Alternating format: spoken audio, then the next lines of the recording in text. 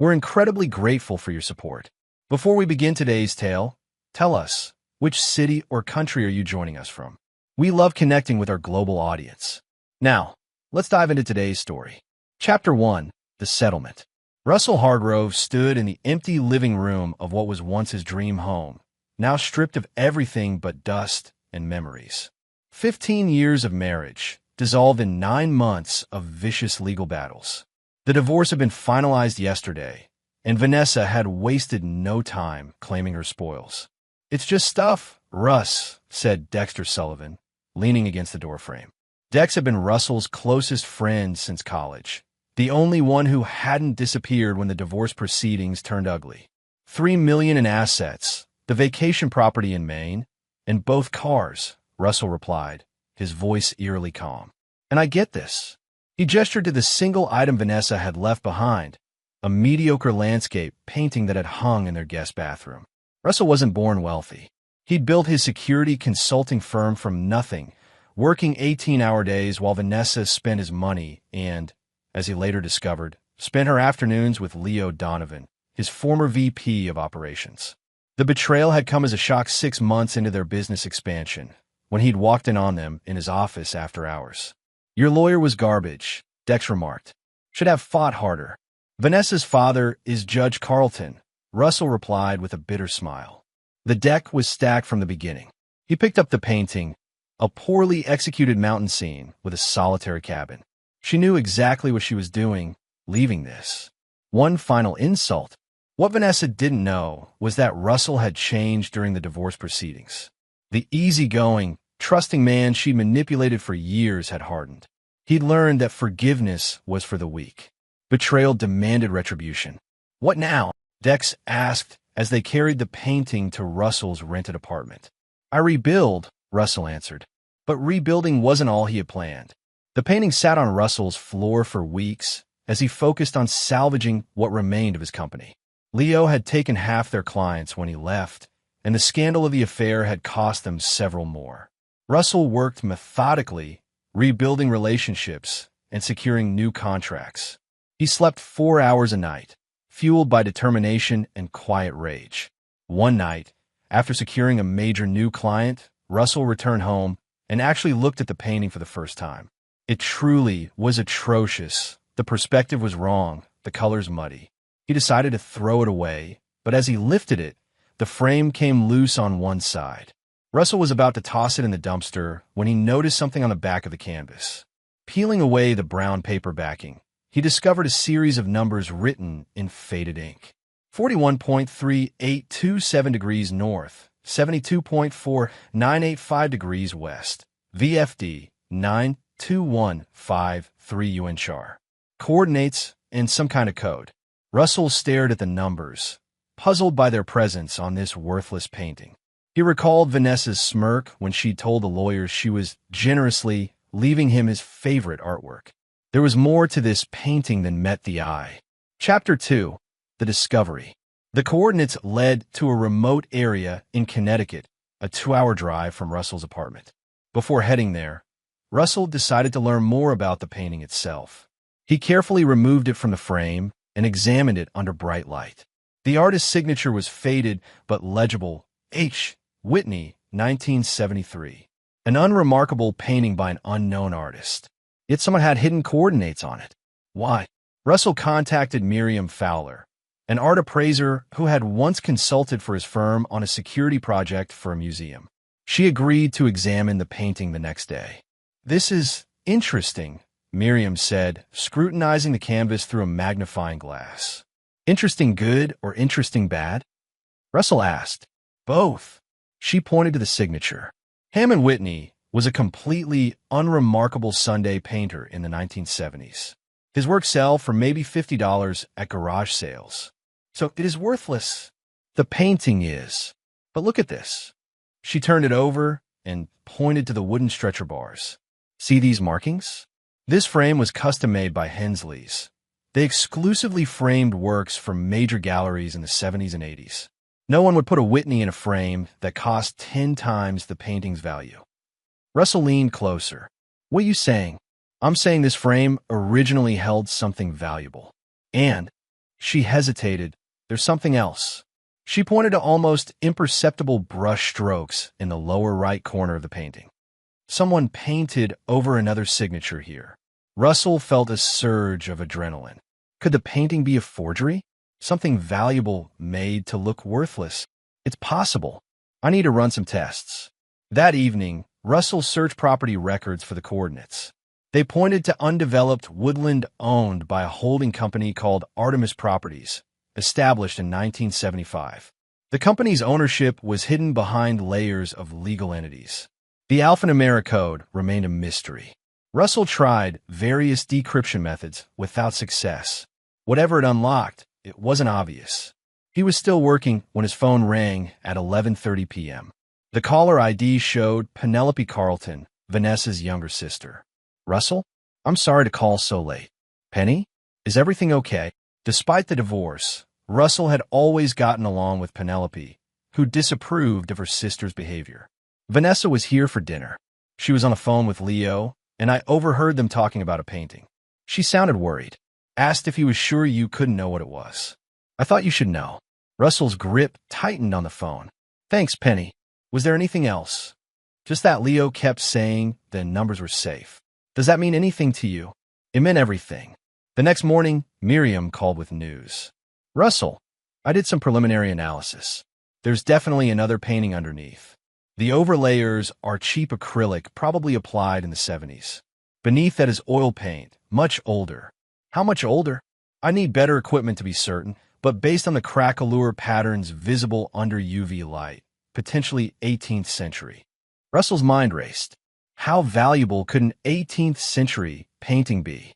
Depends on the artist. Anywhere from a few thousand to millions.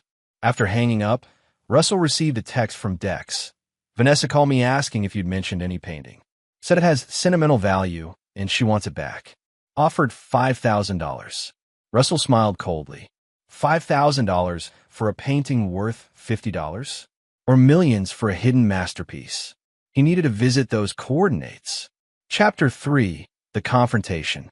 Russell took a day off from work and drove to the Connecticut coordinates. The location was deep in the woods, accessible only by a narrow dirt road. After hiking half a mile from where he had to park, Russell found himself in a small clearing with nothing but an old concrete foundation, partially reclaimed by nature. Using a metal detector he'd rented, Russell swept the area systematically. After an hour, it beeped near what appeared to be the remains of a chimney. Russell dug through layers of dirt and debris until he struck metal, a small, rusted box. Inside was a key and a yellowed envelope. The envelope contained a faded photograph of a stern-looking man in 1970s attire standing beside a painting. The same mountain scene, but clearly hung in an elegant home, not a bathroom. On the back was written, "Insurance against a rainy day." The key opens the truth. Russell examined the key. It was old, possibly for a safety deposit box. There was no bank name, just a series of numbers etched into the metal. 92,153, part of the code on the painting. As Russell drove home, his phone buzzed repeatedly with calls from an unknown number. Finally, he answered. Russell, it's Leo. We need to talk. Russell's knuckles whitened on the steering wheel. We have nothing to discuss. It's about the painting Vanessa left. She made a mistake. We'd like to buy it back. Not interested. $10,000, Leo said quickly. For that worthless thing. It's a fair offer. If it's worthless, why offer 10 grand? Russell countered. A pause. Vanessa has sentimental attachment to it. It was her grandmother's. Funny, she never mentioned that during the 15 years it hung in our guest bathroom. Russell ended the call. That evening, as Russell researched vintage safety deposit box systems, a pounding at his door startled him. Through the peephole, he saw Vanessa and Leo, both looking agitated. Russell opened the door, but blocked the entrance. Vanessa had aged during their separation. New lines around her eyes, her blonde hair now highlighted to cover encroaching gray. Leo stood slightly behind her, his once confident posture now tense. Where is it? Vanessa demanded without preamble. Hello to you too, Vanessa. The painting, Russell. I need it back. It was part of the settlement. My only part, if you recall. Vanessa's facade cracked. I made a mistake. I'll pay you for it. 20,000, Leo interjected. Cash right now. He held up an envelope. Russell leaned against the doorframe. It's interesting how a worthless painting suddenly commands such a high price. 30,000, Vanessa countered desperately. Did you check the back of it before you so generously bestowed it upon me? Russell asked. Their expressions confirmed his suspicions. They hadn't known about the numbers until recently. Give it back, Vanessa suddenly shrieked, attempting to push past him. Leo tried to restrain her, whispering urgently in her ear. But they didn't know. Russell said softly, more to himself than to them. They didn't know he'd already found the box, already seen the photograph, already started unraveling whatever secret had them panicking at his door. Russell, you don't understand what you're involved in, Leo said, his voice low. This isn't just about us. You have 30 seconds to leave before I call the police for harassment, Russell replied calmly. Whatever game you're playing, I'm not interested in your rules. As they retreated, Russell heard Vanessa hiss at Leo. I told you we should have destroyed it years ago. Russell closed the door, his mind racing. The painting, the coordinates, the key, they were all connected to something significant enough to make his ex-wife and her lover desperate. And Russell was just getting started unraveling their secret. Chapter 4. The Revelation. The first bank Russell tried confirmed his suspicions. The numbers corresponded to a safety deposit box system they'd used until the 1990s. However, their records showed the box had been emptied and the account closed in 1987. The revelation came from an unexpected source. Over drinks, Russell mentioned the safety deposit box numbers to Dex, who worked in insurance. Wait, that format sounds familiar, Dex said, frowning. Those old number boxes were sometimes listed in insurance policies. Let me check something. 2 days later, Dex called Russell to his office and showed him a digitized insurance document from 1975. This took some digging in the archives, Dex explained. It's a specialized art insurance policy issued to Artemis Properties. The items listed include a safety deposit box with a number sequence matching yours. Russell scanned the document. What was insured inside the box? Documentation proving provenance and ownership of the Mountain Retreat by Thomas Cole, valued at $450,000 in 1975. Russell's breath caught. Thomas Cole was a famous 19th-century American painter, founder of the Hudson River School. That painting would be worth millions today, Dex added. But here's the kicker. It's listed as missing, presumed destroyed in the Westbrook Gallery fire of 1972. Russell immediately called Miriam and explained what he'd discovered. Thomas Cole, she gasped. Russell, if that's true, we're talking about a lost masterpiece worth $8 to $10 million today. Could the painting I Have Be the Cole painted over to disguise it? It's possible. The dimensions match typical Cole landscapes. We need to do proper testing. Infrared reflectography would reveal the underlying image without damaging it. Russell arranged for the tests, but kept searching for the remaining piece of the puzzle, what the letters in the code meant and where the key fit. The answer came from Penelope Carlton, who called Russell in distress.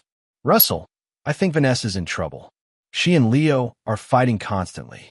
I overheard them mentioning a safety deposit box and something about United National Harbor Bank. She was screaming that he had no right to hide it from her all these years. United National Harbor Bank, UNCHAR. The letters from the code. Research revealed that United National had been absorbed by larger banks through a series of mergers in the 1990s. Their main branch had been converted to offices, but the original vault remained intact in the basement, now used for document storage. Russell needed access to that vault. Through his security company, Russell contacted the building management about upgrading their security systems. During the consultation, he managed to access the old vault area. The numbering system was still visible on the walls, and in a forgotten corner was a section of vintage safety deposit boxes that had never been removed during renovation. Box VFD 92153 was still there, tucked away and forgotten. With maintenance workers nearby, Russell couldn't attempt to open it. He'd need to return after hours, something his security expertise made possible, if not legal. That night, as Russell contemplated his next move, Miriam called with the test results. Russell, it's confirmed. Under the Whitney painting is an authentic Thomas Cole. The infrared imaging clearly shows his distinctive style and even his signature. You have a lost masterpiece worth millions. And the rightful owner? Russell asked.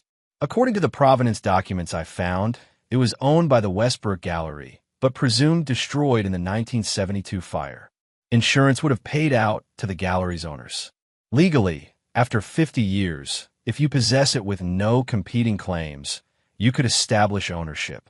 Russell thanked her and hung up, pieces falling into place. The painting had somehow survived the fire. Someone had painted over it to hide its value, then secured the documentation proving its provenance in a safety deposit box. That person had created the Artemis Properties holding company to maintain the land where additional proof was hidden. But who and why? The answer hit Russell like a thunderbolt. Leo was older than Vanessa by 15 years.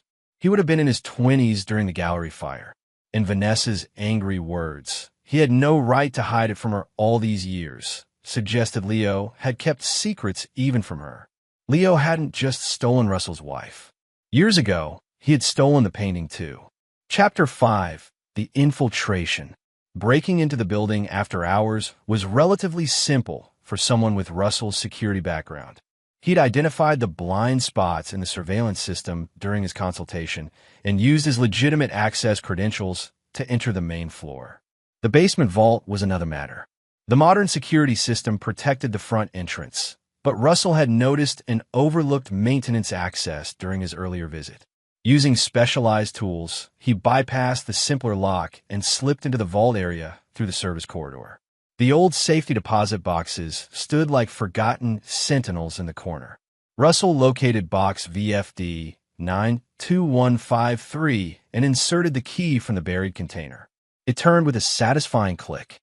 Inside was a manila envelope containing gallery documentation, insurance papers, and photographs of the Thomas Cole painting before it was painted over. Most importantly, there was a bill of sale showing the painting had been legitimately purchased by the gallery in 1963. Also in the envelope was a newspaper clipping about the gallery fire, with the name Leonard Donato circled, a young employee who had heroically attempted to save artworks from the blaze. A younger Leo, using his birth name. Russell photographed everything with his phone, then carefully replaced the contents and relocked the box. He had what he needed. As he exited through the service corridor, Russell heard voices. Pressing himself against the wall, he watched as Leo and Vanessa entered the vault area through the main entrance. Leo had keys.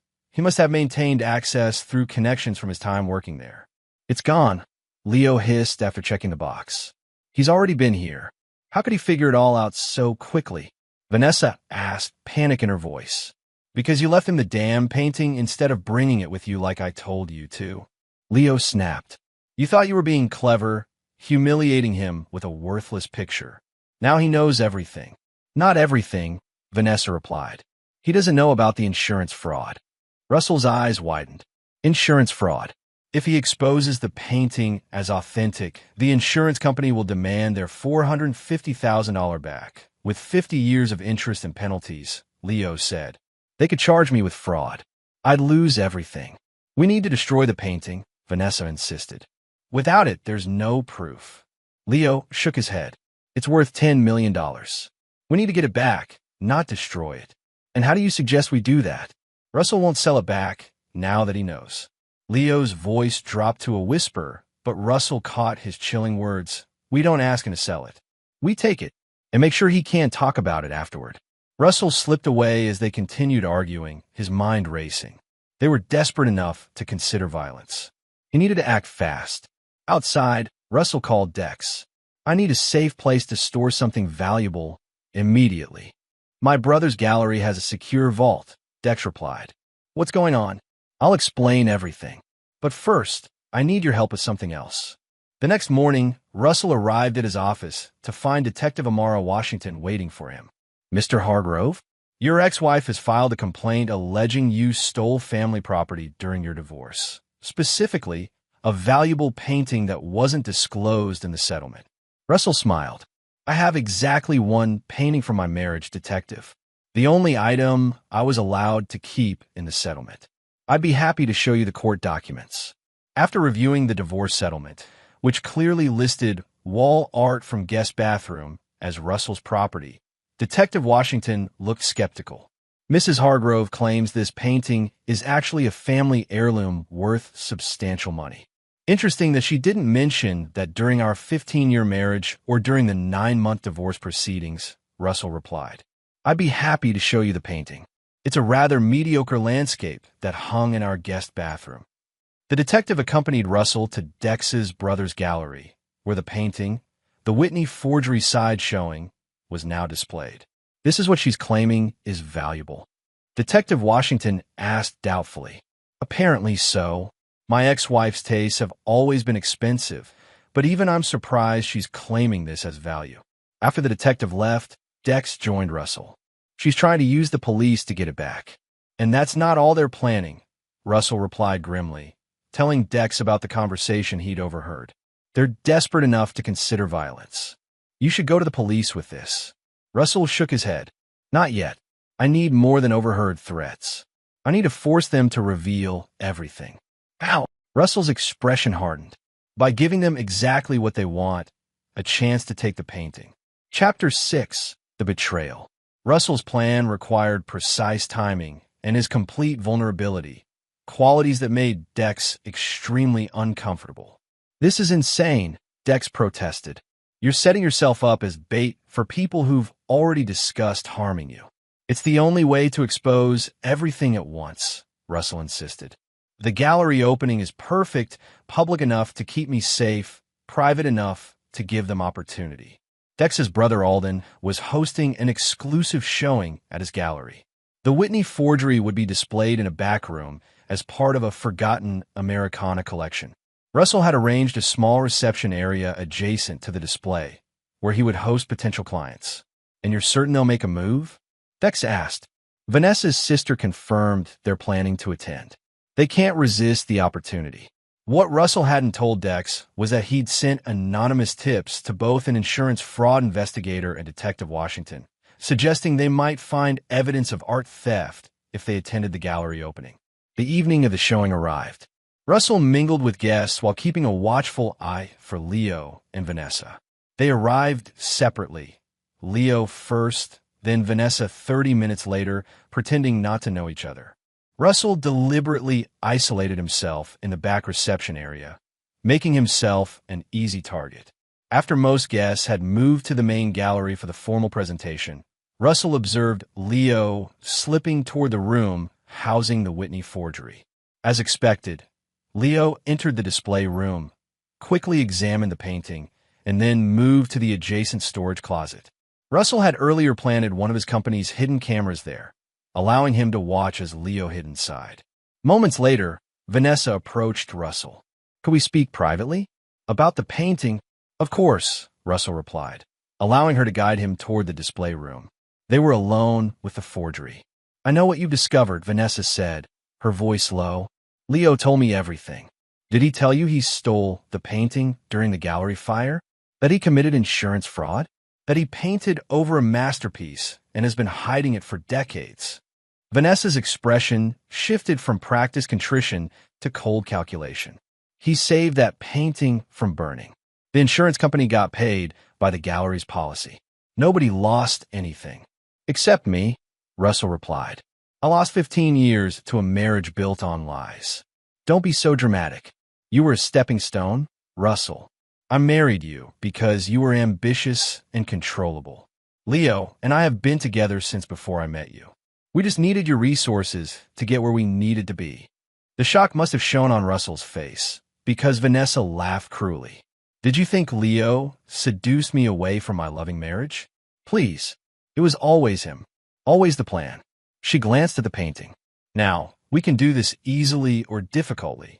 Give us the real painting, the one you've had restored, and we disappear from your life forever. And if I don't, the closet door opened, and Leo emerged holding a gun. Then we take it anyway, and you have an unfortunate accident. What they didn't realize was that Russell had switched the paintings. The one hanging on the wall wasn't the Whitney forgery, but a reproduction. The real painting, with the Cole masterpiece underneath, was securely stored in the gallery's vault. They also didn't know about the microphones capturing every word of their confession, transmitting to Detective Washington and the insurance investigator waiting in Alden's office. "So your entire relationship was a con," Russell said, loud enough for the microphones.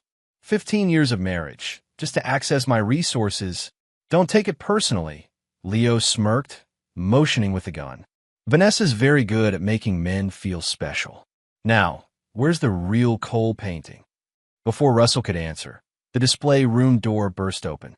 Detective Washington entered, weapon drawn, followed by uniformed officers. "Drop the weapon," she commanded. In the confusion, Vanessa lunged for the painting on the wall, ripping it from its display. Leo swung his gun toward the detective. Russell never saw the shot that followed. Only Leo falling backward, the gun clattering from his hand. Vanessa screamed as officers tackled her, the reproduction painting tumbling to the floor. Later, as paramedics took Leo away with a shoulder wound and Vanessa was escorted to a police car in handcuffs, Detective Washington approached Russell. "You took quite a risk, Mr. Hargrove." "Worth it to hear the truth finally," Russell replied. "Did you get everything you need?" Conspiracy, attempted armed assault, and the insurance investigator is particularly interested in their confession about the art theft and fraud. They'll both be facing significant charges. She studied him. "Though I'm curious, where's the actual Thomas Cole painting?" Russell smiled thinly. "That's a conversation I should have with the insurance company first, don't you think?" Chapter 7. The Negotiation.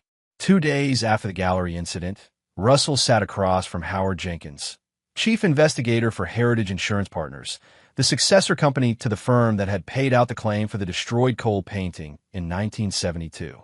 "Let me be clear, Mr. Hargrove," Jenkins said stiffly. "That painting is technically stolen property. The insurance settlement transferred ownership rights to our company." Technically, Russell agreed, but proving that in court would be problematic for several reasons. Russell laid out his case methodically. First, the painting had been in his possession through a legal divorce settlement. Second, the insurance company had written off the painting as destroyed over 50 years ago and would face substantial public relations issues fighting a divorced man for his only settlement asset. Third, art ownership laws included provisions for good faith possession after extended periods. Most importantly, Russell concluded, "I have evidence suggesting your company may have been negligent in its original investigation of the gallery fire." Russell placed a folder on the table containing copies of documents he'd found in the safety deposit box. Among them was a letter from the original claims adjuster questioning whether proper fire inspections had been conducted at the gallery prior to issuing the policy. "These records suggest your predecessor company may have been aware of fire code violations at the Westbrook Gallery, but issued the policy anyway. That could open a substantial liability issue if it became public." Jenkins' expression soured. "What exactly are you proposing, Mr. Hargrove?" "A compromise. The painting is authenticated and sold at auction. Heritage Insurance receives 40% of the proceeds to satisfy the original claim. I retain 60% as the current legal possessor." "That's absurd. We would need at least 70%. 50 to 50, Russell countered. "And Heritage publicly acknowledges my role in recovering this lost masterpiece, with no mention of the original fraud. Your company looks heroic for recovering lost art instead of like victims of a 50-year-old insurance scam."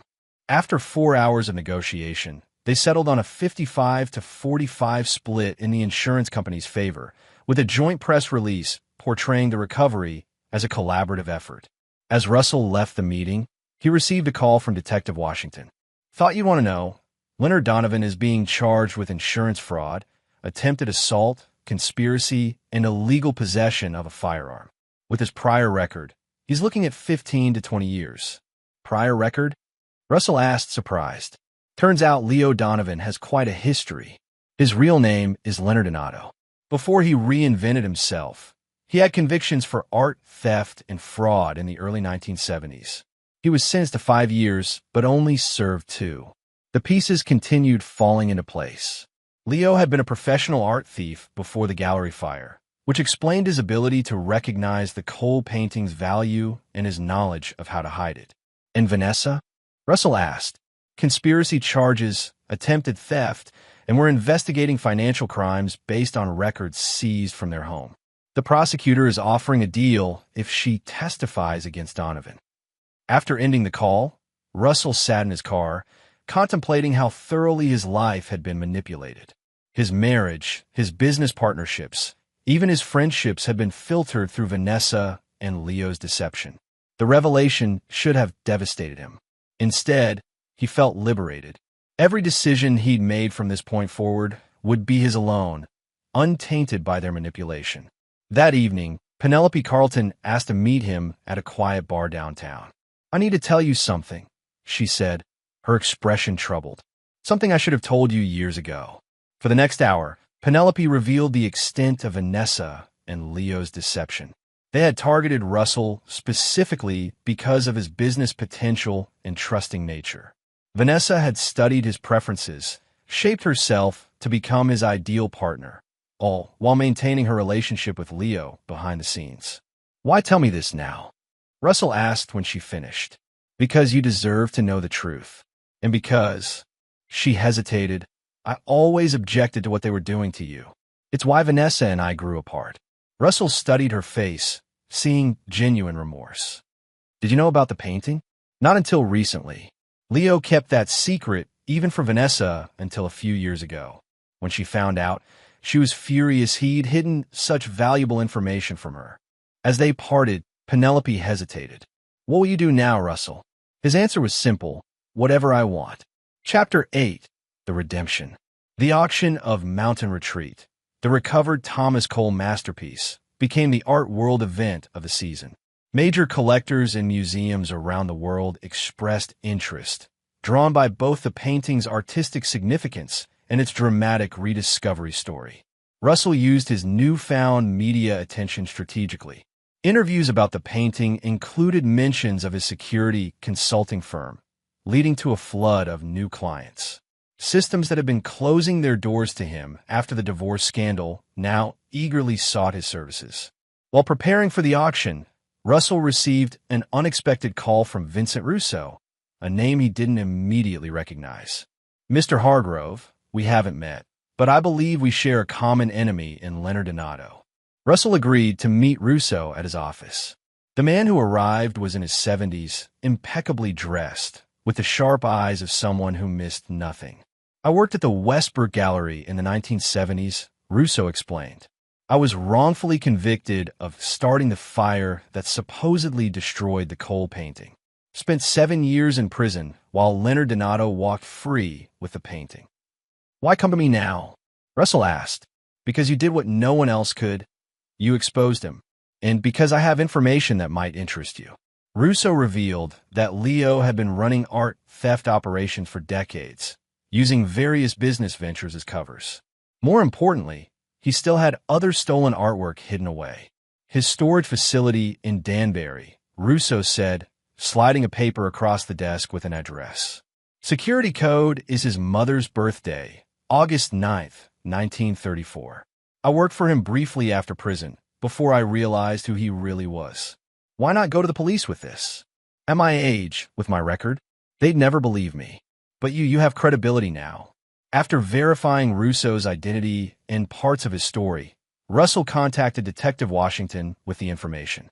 The subsequent raid recovered 3 more stolen paintings worth over $4 million. When the news broke, Russell received a request from the district attorney to testify about his discoveries. During preparation, the prosecutor revealed that Vanessa had accepted a plea deal, agreeing to testify against Leo in exchange for a reduced sentence. She's provided detailed information about other crimes, the prosecutor explained. She's quite eager to cooperate. Russell laughed humorlessly. Of course she is. Vanessa has always known exactly when to switch sides to save herself. The day before the auction, Russell visited Leo in detention. The once confident man looked diminished in his orange jumpsuit, his injured shoulder still bandaged. Come to gloat? Leo asked bitterly. I came to understand, Russell replied. 15 years, Leo. You and Vanessa maintained this elaborate deception for 15 years. Why not just sell the painting decades ago? Leo's laugh was hollow. Because I couldn't. The gallery's former owner recognized me at an art show in 1975, threatened to expose me if I ever tried to sell it. So I created a new plan, build enough legitimate wealth and power to eventually discover the painting myself, with a plausible story of how I'd found it. And Vanessa? I needed someone to help establish my new identity, someone beautiful and charming who could open doors. She was perfect, ambitious, amoral, and attracted to power. Using you as her idea, actually, you were her perfect mark, successful, trusting, and lonely. The revelation should have hurt, but Russell felt nothing but contempt for the pathetic man before him. You know she's testifying against you? Russell said. Of course she is. Leo's smile was bleak. Vanessa always lands on her feet. I taught her too well. As Russell turned to leave, Leo called after him. The painting's cursed, you know. It destroyed my life. It'll destroy yours too. Russell paused at the door. The painting didn't destroy you, Leo. Your choices did. The auction exceeded all expectations. Mountain Retreat sold for $12.4 million to the National Gallery, which committed to displaying the painting with a plaque detailing its remarkable recovery. After the insurance company's share, Russell received $5.58 million. That night, alone in his apartment, Russell finally allowed himself to process everything. The betrayal had been more complete than he'd ever imagined. His entire marriage had been a calculated deception. Yet instead of breaking him, the revelation had set him free. Chapter 9. The Aftermath. 1 year after the auction, Russell's security firm had tripled in size. He specialized in art security and authentication, with museums and collectors worldwide seeking his expertise. The irony wasn't lost on him. Leo and Vanessa's deception had ultimately led him to his greatest success. Leo's trial had ended with a 25-year sentence. At 65, it was effectively a life sentence. Vanessa, in exchange for her testimony, received 5 years probation and a suspended sentence, but was required to make substantial restitution payments to victims of their financial schemes. Russell had moved on, or so he thought, until the day Vanessa appeared at his office. Your assistant didn't want to let me in, she said, standing awkwardly in his doorway. She looked different, thinner, with simpler clothes and no designer accessories. I don't blame her. What do you want, Vanessa? Russell didn't offer her a seat. To apologize for what little that's worth. She attempted a self-deprecating smile that didn't reach her eyes. Also, to ask for help. No one will hire me with my record, and the restitution payments are impossible without income. You've got to be kidding. I've changed, Russell. Prison changes people. You never went to prison, he pointed out. The threat was enough. Please, just a small loan to help me start over? For old time's sake. Russell studied her face, remembering how easily he'd once been deceived by her practiced sincerity. Now he could see the calculation behind her eyes, the same manipulation, just more desperate. No, he said simply. Russell, please. Let me be clear. I don't forgive you. I don't wish you well. I don't care what happens to you. The only reason I don't actively wish you harm is because you're no longer worth the energy. Vanessa's mask slipped, revealing the cold anger beneath. You think you're so much better than me? You set us up. You deliberately baited Leo with that painting. I did, Russell acknowledged. The difference is you both deserved exactly what happened to you. As security escorted her out, Vanessa shouted, This isn't over. You owe me after what you did. But it was over. Russell had insured it. That evening, at the opening of a new security installation at the Metropolitan Museum, Russell encountered Penelope Carlton among the guests. Vanessa came to see me, Penelope said, after greeting him. She's trying to find a way to sue you for some share of the painting proceeds. Russell smiled. She won't find one. I had very thorough lawyers draw up releases after the auction. She mentioned that you turned down her request for a loan. Of course I did. Penelope nodded. Good. She doesn't deserve your help. After a pause, she added, You know, not everyone in my family is like Vanessa. Their conversation was interrupted by Vincent Russo, now Russell's special consultant for art authentication. Sorry to interrupt, Russo said, but there's someone you should meet. The curator from the Rijksmuseum is interested in our new forgery detection system. As Russell excused himself, his phone buzzed with a text from Detective Washington. Thought you should know, Vanessa Hargrove was arrested today for attempting to sell fraudulent art authentication certificates. Some people never learn. Russell smiled as he slipped the phone back into his pocket. Vanessa had been right about one thing. The painting had changed his life, just not in the way she and Leo had intended. The painting that was meant to be his final humiliation had become his greatest triumph. The people who had manipulated and betrayed him had been exposed and fallen. And Russell, who had once defined himself through his marriage and business, had discovered a strength he never knew he possessed. He had not only survived betrayal, he had transformed it into justice. Not through forgiveness, but through the cold satisfaction of seeing his betrayers face the consequences of their actions. As he moved through the elegant museum crowd, Russell caught his reflection in a glass display case. He barely recognized the confident, powerful man looking back at him. The naive, trusting person he'd once been was gone, replaced by someone stronger, someone who would never be victimized again. Some might call his transformation cold or unforgiving. Russell called it survival. In the end, the worthless painting his cheating ex-wife had left him had revealed not just hidden numbers, but Russell's hidden strength, and that was a masterpiece no one could ever take from him. And there you have it. Another story comes to an end. What did you think? I'd love to hear your thoughts in the comments below. If you enjoy this story, consider joining our community by subscribing. It means the world to us. For more stories like this one, check out the recommended videos on screen. And I'll see you there.